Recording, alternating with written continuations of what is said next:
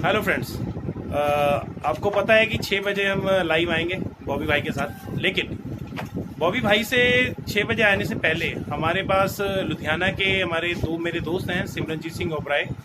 ये एक social worker हैं, बहुत ही नेक दिल हैं और अच्छे इंसान हैं। इनकी सोच भी युवाओं से काफ़ी मैच करती है। और ये हमारे सुभाष कैटी जी, आप इनको जानते ही हो। ये भी एक सोशल वर्कर हैं। ये हर उस आदमी के साथ खड़े होते हैं जिसके साथ कहीं अन्याय होता है, कुछ भी होता है।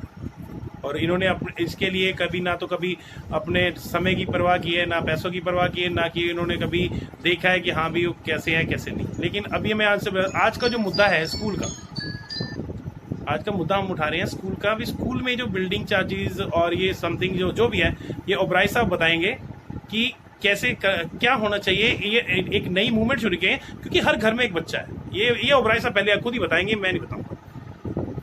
ओबराय साहब, आपने ये एक मुहिम शुरू की है, मैंने देखा आपकी फेसबुक पे, तो बताओ, थोड़ा सा ऊंचा बोलना सर प्लीज। मैं सबसे पहले सबको नमस्कार बोलता हूँ। मैं एक छोटा सा एक वर्कर हूँ, बस एक मुहिम स्टार्ट करना चाह रहा हूँ कि मुझे आप सबके सहयोग की बहुत ज़रूरत है।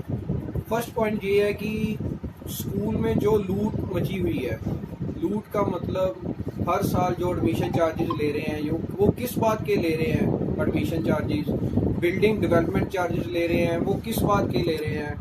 हर साल एक लेसन चेंज होता है, बुक पूरी की पूरी चेंज कर दी जाती है, बदले में लिए जाते हैं हज़ारों रुपए। 10,000 का सेट लिया जा रहा है। स्कूल की यूनिफॉर्म स्कूल में खरीदी जाने की धमकी दी जा रही है। टाई बेल्ट तक स्कूल वाले बोलते हैं स्कूल के अंदर से, जबकि उसकी चार्जेस सिर्फ 20 रुपए होते हैं। स्कूल वाले उसको 50 से लेके 100 रुपए की डिमांड की जाती है।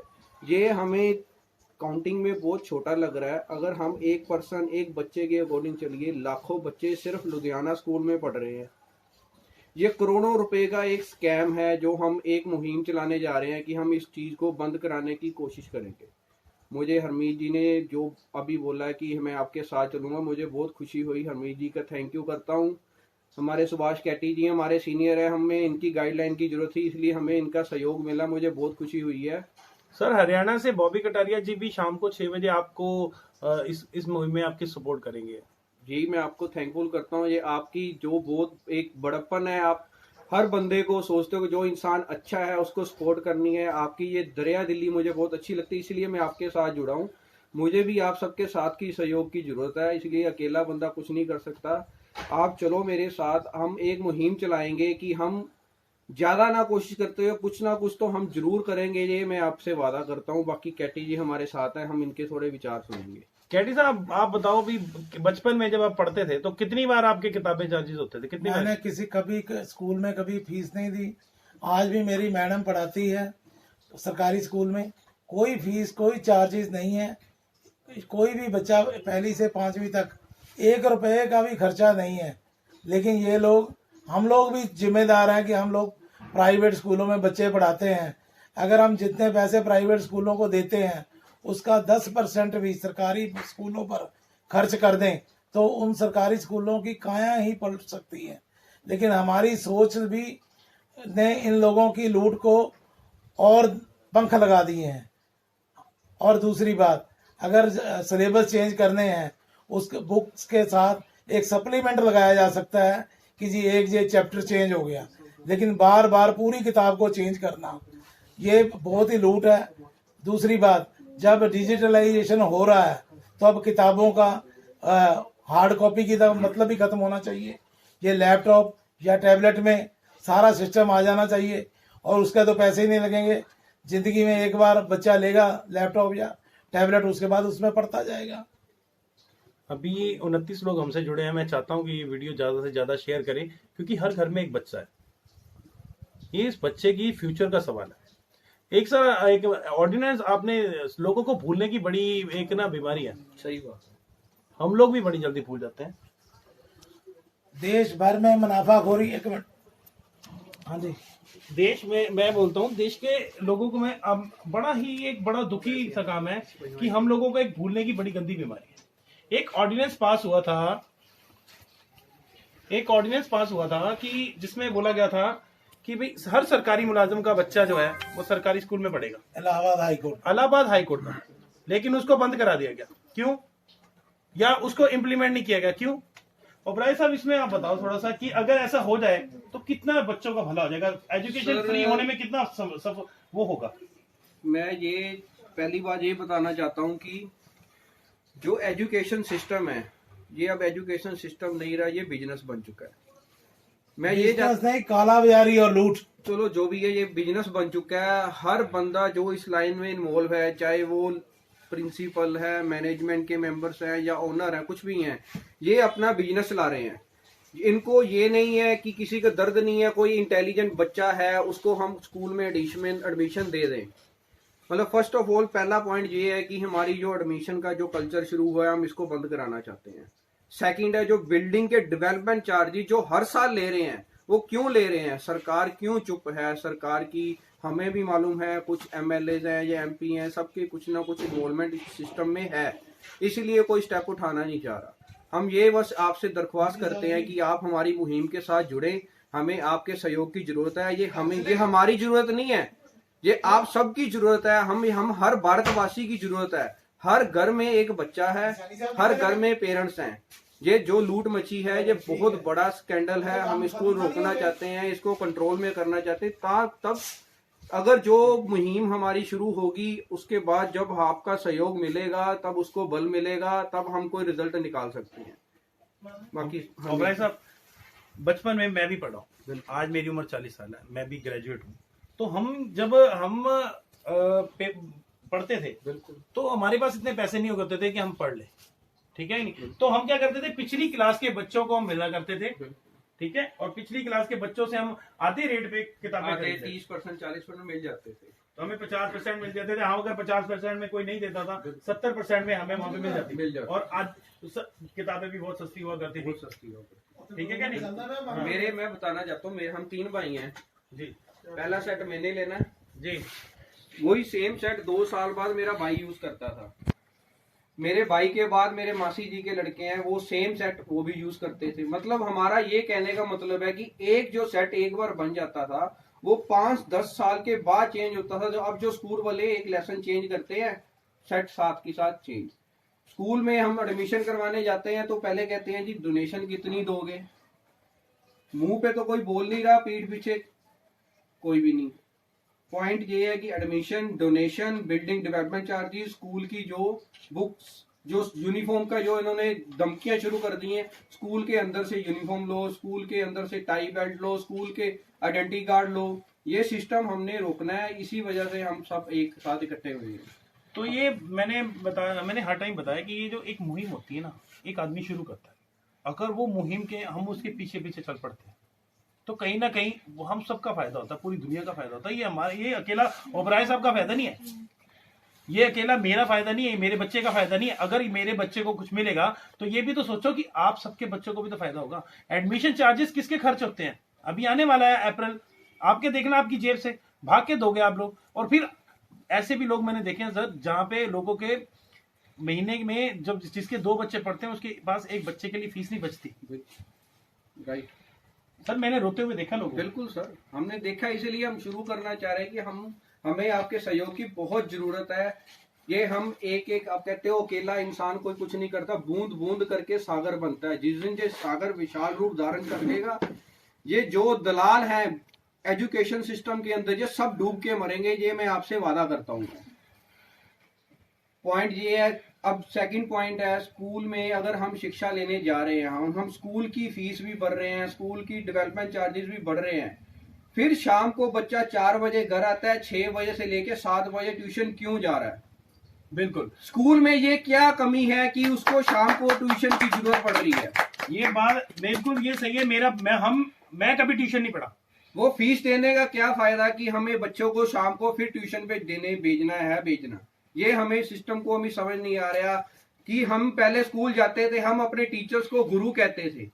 कैटी जी बोले, वो इसलिए हो रहा है ट्यूशन का, क्योंकि अध्यापकों का भी स्कूल मैनेजमेंट शोषण करती हैं, उनको कम तनख्वाह देती हैं, फिर वो अपना गुजारा करने के लिए बच्चों को मारते पीटते डराते हैं।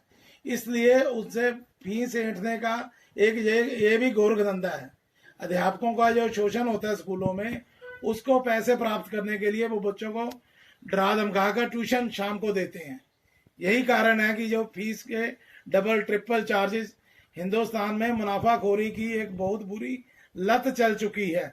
किसी भी महकमे में आप देखिए, रोजमर्रा के कामों में, परसों अजवैन है एक करियाने की, वो होलसेल में 120 रुपए किलो है, रिटेल में उसने 460 रुपए किलो लगाया।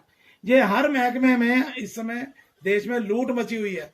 और एजुकेशन महकमे में, क्योंकि हर आदमी चाहता है कि मेरा बच्चा पढ़े, इसलिए वहां पर कोई लूट के आगे बोलने को तैयार नहीं है। ओबराय साहब, अब एक छोटी सी बात और पूछना चाहता हूँ। अभी आप सब लोगों के एक मन में क्वेश्चन है। एक गवर्नमेंट एम्प्लॉय है, गवर्नमेंट स्कूल है, गवर्नमेंट स्कूल के ऊपर आप ये बताओ कि एक टीचर को कितनी सैलरी मिलती है? सर सैलरी तो अप्रोक्सीमेटली 50,000 से ऊपर है। बिल्कुल राइट सर। ठीक है ना? लाख रुपए तक है जी। बिल्कुल 50,000 से 1 लाख, एक लाख, 30,000 से लगा लो, 1 लाख तक है। बिल्कुल है कि नहीं है? ठीक है सर। और उनकी क्वालिफिकेशन बीएड है, वो बिल्कुल है, बीएड है। ठीक है। लेकिन इतना कुछ होने के बाद उनके स्कूल की कंडीशन कैसी है सरकारी स्कूलों के? बहुत खस्ता हालत है। मैं मतलब दिल से इतना दुखी हूँ। जिस सिस्टम को मैंने पूरा डंडोला है, मैं पूरा वर्क कर रहा हूँ इस सिस्टम को, कि हम सोचते हैं कि टाई, चलो 100 रुपए की टाई है, स्कूल से ले लेते हैं, क्या फर्क पड़ता है। अरे यार, एक स्कूल में 1500 से 2000 बच्चा पढ़ रहा है, लाखों स्कूल लुधियाना में है। ये कितना बड़ा स्कैम है। हम सोच रहे हैं कि वो आइडेंटिटी कार्ड बना रहे हैं, हम ये सोच रहे हैं कि वो फिर पहला पॉइंट ये है, एडमिशन फीस ले ली, डेवलपमेंट चार्जेस ले लिए, बिल्डिंग चार्जेस ले लिए, उसके बाद हमने बोल रहे हैं कि बच्चों को डांस क्लासेस लगानी है।